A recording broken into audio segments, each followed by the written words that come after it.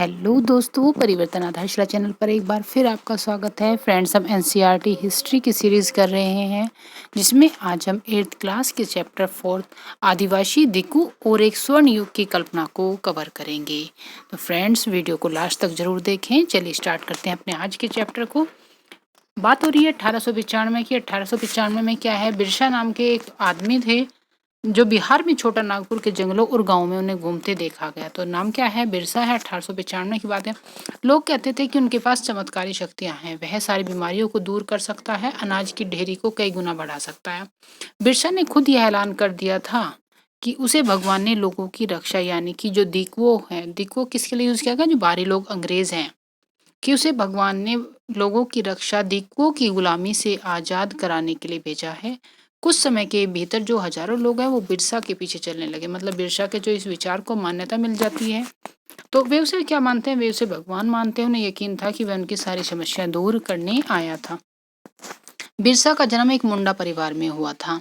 मुंडा एक जनजातीय समूह है जो छोटा नागपुर में रहता है। बिरसा के समर्थकों में इलाके के जो दूसरे आदिवासी संथाल और उराव भी शामिल थे, यानी कि मुंडा जो जनजाति थी उसमें बिरसा का जन्म हुआ और बिरसा के समर्थक में संथाल और उराव जनजाति के भी व्यक्ति शामिल थे। ये जो सभी हैं अपने आसपास आ रहे बदलावों और अंग्रेज शासन के कारण हो रही जो समस्याएं थी उनसे बेचैन थे। उनकी परिचित जीवन में जो पद्धति है, मतलब जो जनजाति होती है, वे अपनी संस्कृति को अपने उसे संजो के रखते हैं। वे उसमें किसी तरह का बदलाव नहीं चाहते। तो अब अंग्रेजों की वजह से उसमें परेशानी आ रही थी, कुछ समस्याएं दिखाई दे रही थी। तो उन्होंने क्या किया कि उनके परिचित जीवन की जो पद्धति है वो नष्ट होती दिखाई दे रही थी। आजीविका खतरे में थी, धर्म छिन्न भिन्न हो रहा था। बिरसा किन समस्याओं को हल करना चाहता? बिरसा ने खुद को भगवान का दर्जा दिया। उन्होंने कहा कि उन्हें दिक्कुओं को यहाँ से मतलब बाहर भेजने के लिए भेजा है भगवान ने उन्हें। जिन्हें दिक्कू कहा जा रहा है वे कौन थे, क्या वे भारी लोग कौन थे, यानी कि जो अंग्रेज हैं, मतलब और अदर शक्ति जो बाहर से आई हुई हैं भारत में, इलाके के लोगों को गुलाम कैसे बना लिया। अब इस बात पे हम चर्चा करेंगे। पिछले साल हमने जो पढ़ा था, हमने आदिवासी समाज के बारे में पढ़ा था। ज्यादातर जो कबीलों के रीति रिवाज रस्में जो होती हैं, ब्राह्मण द्वारा रीति रिवाजों रस्मों से बहुत अलग होते हैं। मतलब उनके अपने ही नियम कानून जनजातियों के होते हैं। इस समाज में ऐसे गहरे सामाजिक भेद भी नहीं थे जो जाति पर आधारित समाजों में दिखाई देते हैं। लेकिन जो कबीले के सारे लोग होते हैं कुटुंब के बंधनों में बंधे होते हैं। लेकिन इसका यह मतलब नहीं है कि आदिवासियों के बीच कोई आर्थिक और सामाजिक फर्क नहीं होता। उनके बीच भी आर्थिक और सामाजिक फर्क देखा जाता है। जनजातीय समूह किस तरह जीते हैं, बात हो रही है जनजातीय। 19वीं सदी तक जो होता है, बहुत सारे जो आदिवासी समूह थे वो अलग अलग गतिविधियों में सक्रिय थे। कुछ झूम खेती करते थे। झूम खेती के बारे में हम पहले भी पढ़ चुके हैं। झूम खेती घुमंतू खेती को कहा जाता है। मतलब किसी एक एरिया को साफ करके वहां पर खेती की। जब उस खेती की जमीन की जो उर्वरता है वो खत्म हो गई, तब किसी नई जगह जाकर इसी प्रोसीजर को अपनाया। इस तरह जो खेती है अधिकांश जंगलों में छोटे छोटे भूखंडों पर की जाती। ये जमीन तक धूप लाने के लिए पेड़ों के ऊपरी हिस्से को काट देते और जमीन पर जो घास फूस होती थी उसे जलाकर साफ कर देते। और घास फूस से क्या होता था, जो राख होती थी उसे खाली जमीन पर छिड़क कर देते।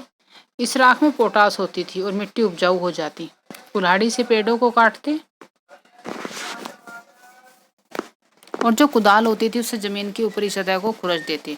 वे खेतों को जोतने और बीज रोपने के बजाय उन्हें बस खेत में बिखेर देते। मतलब इसी तरह वे दूसरी जगह के लिए चल पड़ते थे और कई साल तक जो पड़ती पड़ी रहती भूमि थी उस पर फिर इसी प्रोसीजर को अपनाया जाता था।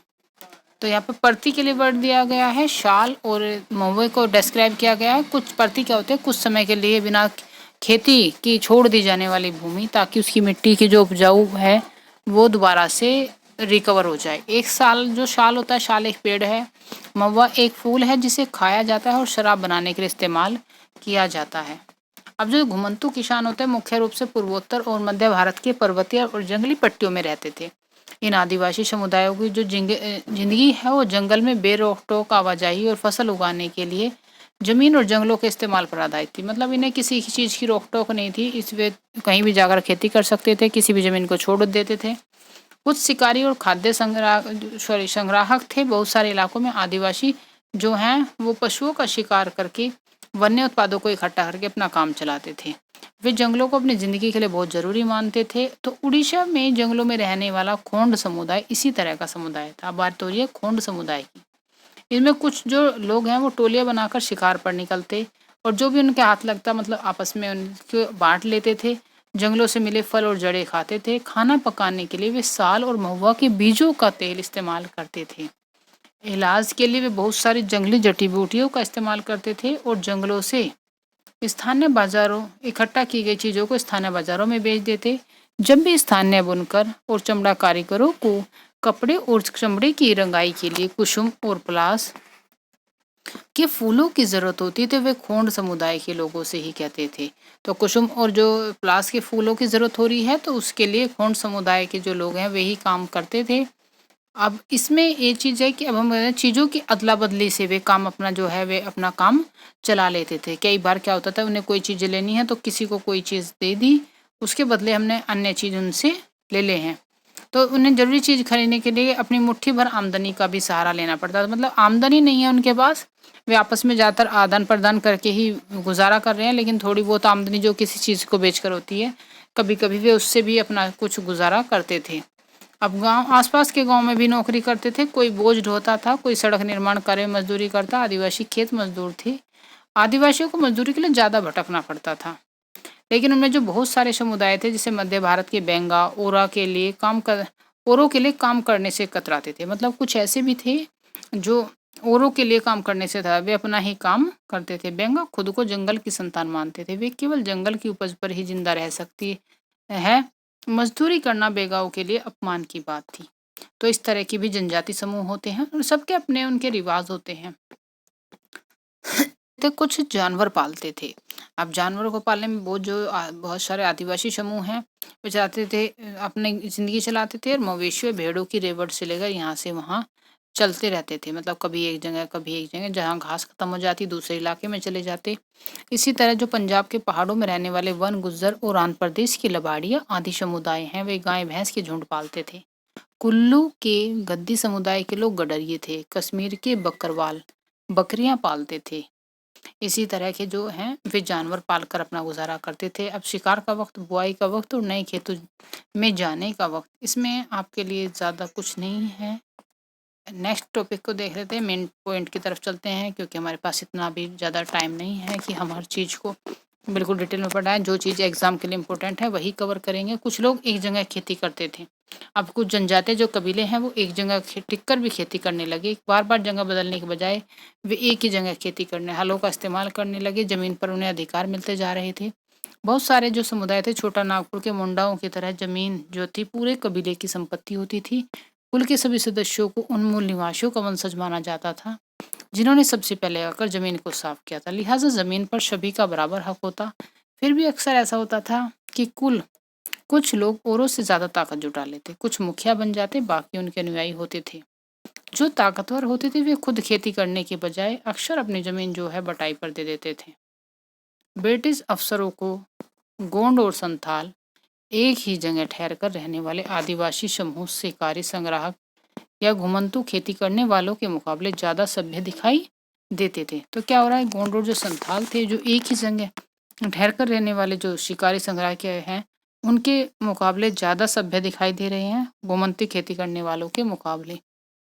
तो जंगलों में रहने वाले को जंगली और बर्बर माना जाता है और अंग्रेजों को लगता है कि उन्हें स्थायी रूप से एक जगह बसाना और सभ्य बनाना जरूरी है। अंग्रेज उनकी जो पर्सनल लाइफ में हस्तक्षेप करेंगे तो उससे कुछ ना कुछ तो प्रॉब्लम उन्हें आएगी। औपनिवेशिक शासन से आदिवासियों के जीवन पर क्या असर पड़ी। बात हो रही है औपनिवेशिक जीवन अब आदिवासियों के जीवन को कैसे प्रभावित करता है। आदिवासी मुखियाओं का क्या हुआ। जो आदिवासी मुखियाओं का जो उनका स्थान था पहले जो है अंग्रेजों के आने से पहले मुखिया होता था और उससे ज़्यादा आर्थिक ताकत उनके पास होती थी। अपने इलाके पर वे नियंत्रण रखते। कई जगह उनकी अपनी पुलिस होती थी, मतलब उनके अपने ही नियम कानून है तो उनकी अपनी भी पुलिस है। जमीन व वन प्रबंधन के स्थानीय नियम खुद बनाते थे। ब्रिटिश शासन के तहत आदिवासी मुखियाओं के कामकाज और अधिकार अब काफी बदल गए थे। उन्हें कई गांवों पर जमीन का मालिकाना तो मिला रहा, लेकिन उनकी शासकीय शक्तियां छीन ली गई। उन्हें अंग्रेजों को नजराना देना पड़ता था। अंग्रेजों के प्रतिनिधि की हैसियत से अपने समूहों को अनुशासन में रखना होता था। अब वे परंपरागत जो काम थे उन्हें करने में भी लाचार हो गए थे। घुमंतू काश्तकारों को क्या प्रॉब्लम हुई।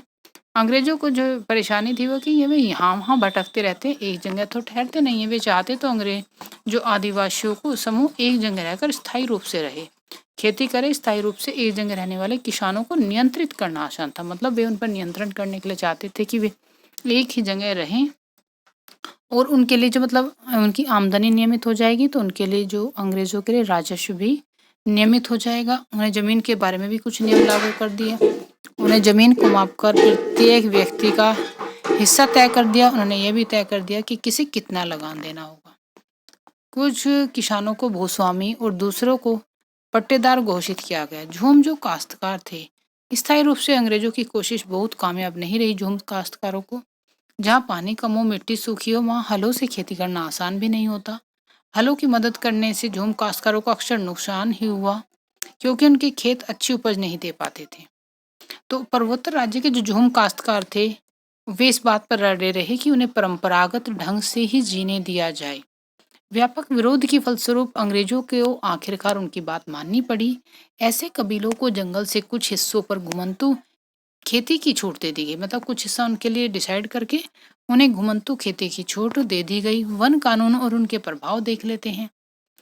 अब अंग्रेजों ने वन कानून लागू कर दिया, तो वन कानून से आदिवासियों के जीवन पर क्या असर पड़ा, अब ये देखते हैं। अंग्रेजों ने सारे जंगलों पर अपना नियंत्रण स्थापित कर लिया। जंगलों की जो संपत्ति थी उसे राज्य की संपत्ति घोषित कर दिया। कुछ जंगलों को आरक्षित वन घोषित कर दिया। ये जंगल ऐसे थे जहाँ अंग्रेजों की जरूरतों के लिए इमारती लकड़ी पैदा होती थी, मतलब जहाँ जहाँ उन्हें लाभ दिखाई दे रहा था वहीं पर वो कुछ ना कुछ कानून लगाकर उसे अपना एरिया घोषित कर लेते थे। लोगों को स्वतंत्र रूप से घूमने, झूम खेती करने, फल इकट्ठा करने और पशुओं को शिकार करने की इजाजत नहीं थी। ऐसी सूरत में जो झूम काश्तकार थे किस तरह जिंदा रहते। उन्हें काम और रोजगार की तलाश में मजबूरन दूसरे इलाकों में जाना पड़ा। अंग्रेजों ने जंगलों के भीतर आदिवासियों के रहने पर पाबंदी लगा दी। अब एक समस्या ये पैदा हो गई कि जो रेलवे स्लीपर्स के लिए पेड़ काटने और लकड़ी को एक जगह से दूसरी जगह ले जाने के लिए मजदूरों का इंतजाम कहाँ से किया जाए। अब रेलवे के लिए तो लकड़ी की जरूरत पड़ेगी। जो औपनिवेशिक अधिकारियों ने इसका हल भी ढूंढ निकाला। उन्हें झूम काश्तकारों को जंगल से जमीन के छोटे टुकड़े दिए जाएंगे कि और उन्हें वहां पर खेती करने की छूट दे दी जाएगी, बशर्ते गांव में रहने वालों को वन विभाग के लिए मजदूरी करनी होगी, कि उन्हें वन विभाग के लिए मजदूरी करनी होगी और जंगलों की देखभाल करनी होगी। बहुत सारे इलाके वन विभाग ने सस्ते श्रम की आपूर्ति सुनिश्चित करने के लिए वन गांव बसा दिए। तो इस तरह से उन्होंने जो झूम काश्तकार थे उनके लिए इस तरह के प्रबंध करने शुरू कर दिया। बहुत सारे जो आदिवासी समूह थे वे औपनिवेशिक वन कानूनों का विरोध किया। उन्होंने क्या, उनके नए नियमों का पालन करने से इनकार कर दिया। अब क्या है, सरकार उन्हें गैरकानूनी घोषित कर चुकी थी। खुलेआम उन्होंने बगावत भी कर दी। 1906 में संगमा द्वारा असम में, 1930 के दशक में मध्य प्रांत में हुआ वन सत्याग्रह इसी तरह का विद्रोह था। अब व्यापार की समस्या को देख लेते हैं। 19वीं शताब्दी के दौरान जनजातीय समूह क्या पाते हैं कि व्यापार और जो महाजन है वो जल्दी जल्दी आने लगे जंगलों में। वे वन उपज खरीदने, नकद कर्जा देने और आदिवासियों को मजदूरी पर रखने के लिए आ रहे हैं। मतलब लगातार चक्कर लगा रहे हैं कि उसे वहां पे जो है उन्हें वन उपज खरीदनी है, नकद कर्जा दे देते थे उन्हें और आदिवासियों को ही मजदूर बना लेते थे। यह समझने के लिए जो रेशम उत्पादकों की स्थिति को हम देख लेते हैं। रेशम जो की है, भारतीय जो रेशम है उसकी यूरोपीय बाजारों में काफी मांग थी। भारतीय रेशम की अच्छी गुणवत्ता सबको आकर्षित करती थी और भारत का निर्यात तेजी से बढ़ रहा था। जैसे जैसे बाजार फैला, ईस्ट इंडिया कंपनी के अफसर इस मांग को पूरा करने के लिए रेशम पर अधिक जोर देने लगे। अब वर्तमान जो झारखंड में हजारीबाग है, वहाँ के रहने वाले जो संथाल हैं वो रेशम के कीड़े पालते थे। रेशम के व्यापारी अपने एजेंटों को भेजकर आदिवासियों को कर्जे दे देते और उनके कृमिकोशी को इकट्ठा कर लेते, मतलब जो उनसे रेशम के कीड़े मिलते उन्हें इकट्ठा कर लेते। 1000 कृमिकोशी के लिए 3-4 रुपये मिलते थे। इसके बाद कृमिकोशी को बर्दवान या गया भेज दिया जाता, जहां उन्हें 5 गुना कीमत पर बेचा जाता। निर्यातक और रेशम उत्पादकों के बीच कड़ी का काम करने वाले बिचौलिए जो हैं, मतलब एकदम से 5 गुना मुनाफा ले रहे हैं, तो बिचौलिए क्या कर रहे हैं, बिचौलियों को जमकर मुनाफा हो रहा है।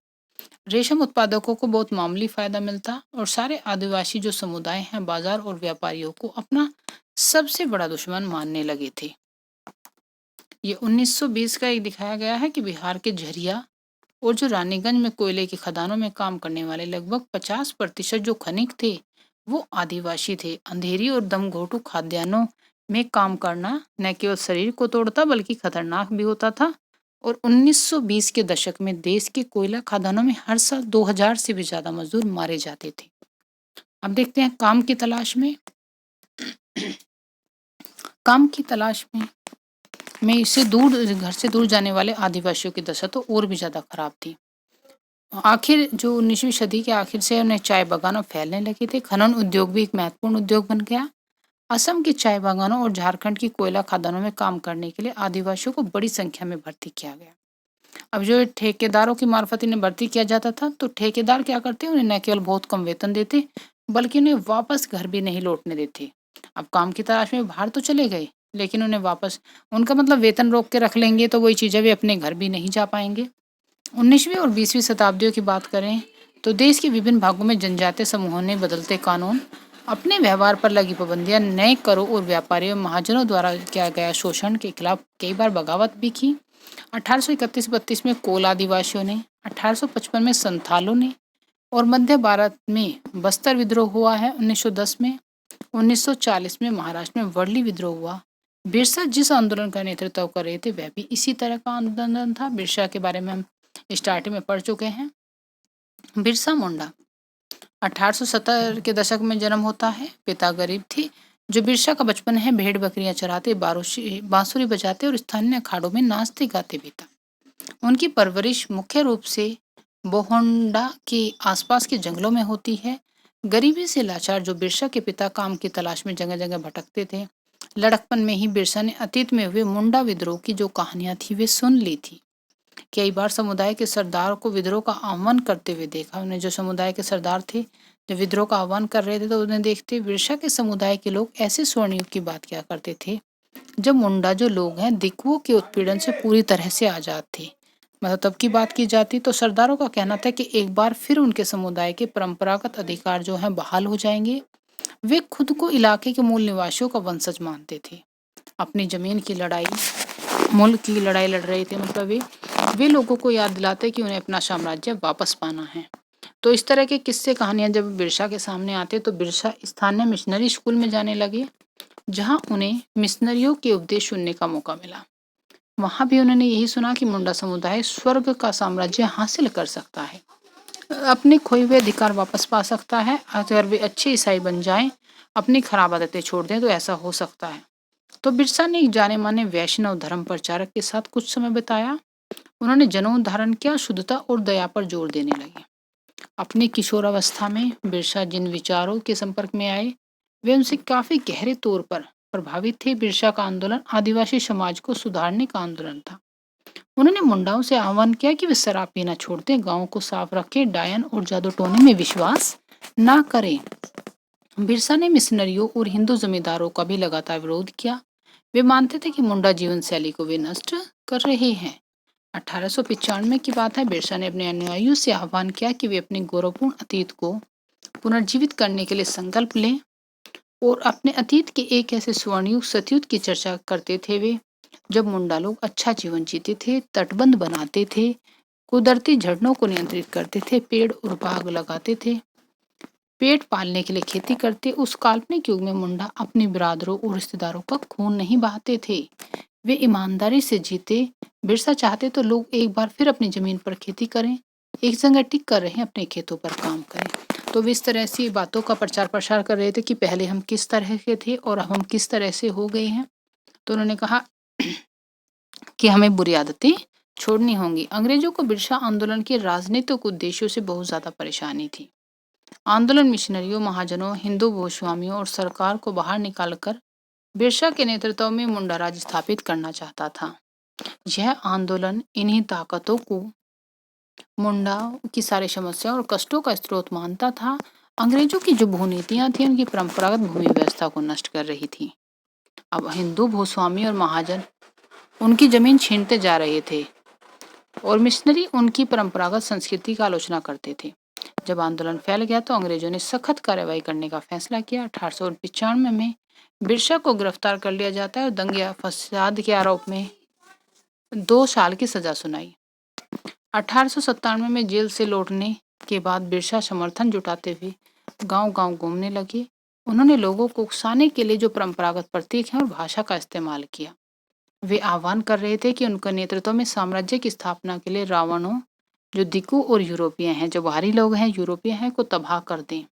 तो उन्होंने उनके लिए रावणों को वर्ड का इस्तेमाल किया, को तबाह कर दें। बिरसा के अनुयायी दिकु और यूरोपीय सत्ता के प्रतीकों को निशाना बनाने लगे। उन्होंने थाने और चर्चों पर भी हमले किए, महाजनों और जमींदारों की संपत्तियों पर भी धावा बोल दिया। सफेद झंडा जो था बिरसा राज का प्रतीक था। क्या झंडा? सफेद झंडा बिरसा राज का प्रतीक था। सन 1900 में बिरसा की हैजी से मृत्यु हो जाती है और आंदोलन ठंडा पड़ गया। यह आंदोलन दो बातों में महत्वपूर्ण होता है। इसने औपनिवेशिक सरकार को ऐसे कानून लागू करने के लिए मजबूर किया जिनके जरिए दिकु लोग आदिवासियों की जमीन पर आसानी से कब्जा न कर सके। और दूसरा, एक बार फिर जता दिया कि अन्याय का विरोध करने और औपनिवेशिक शासन के विरुद्ध अपने गुस्से की अभिव्यक्ति करने में आदिवासी सक्षम हैं। तो उन्होंने अपनी जो खास रस्म थी, संघर्षों के प्रतीकों के जरिए इस काम को उन्होंने अंजाम दिया।